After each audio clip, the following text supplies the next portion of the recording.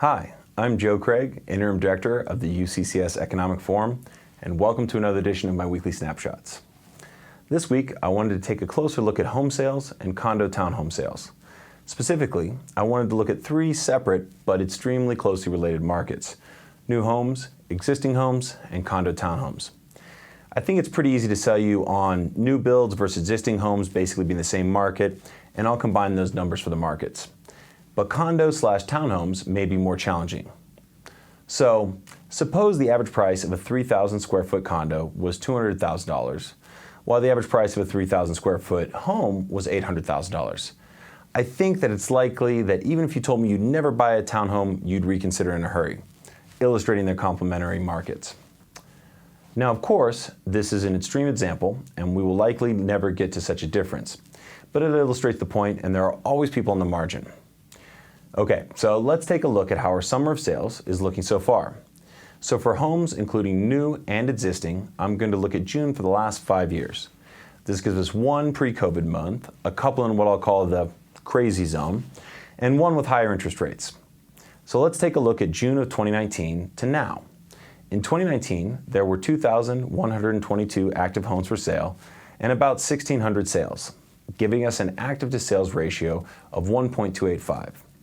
The average sale price was $373,792, and the average days on the market was about 24. Now, by comparison, in 2023, there were 2,059 active homes for sale and 1,286 for an active to sales ratio of 1.601.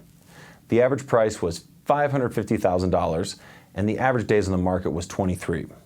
So, the supply of homes was about the same. The demand was slightly lower, as evidenced by the fewer sales, but the price was 50% higher 4 years later. That's one heck of an increase. So let's take a look at what the 3 Junes in the middle look like in the crazy zone. In June of 2020, there were 1,479 listings and 1,684 sales, and only 17 days on the market. So that seems peculiar.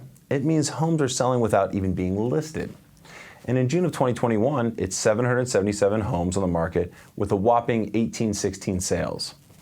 Unsurprisingly, the average days on the market was only 9.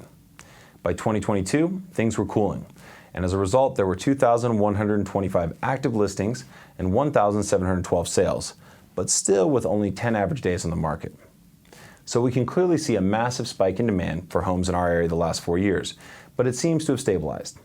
Unsurprisingly, the biggest peak was from June 2020 to June 2021, where average sale price increased $100,000 and the active to sales ratio got as low as 0.37. So let's see if condos and townhomes followed the same pattern. June 2019, 167 listings to 192 sales with an average sale price of about $250,000.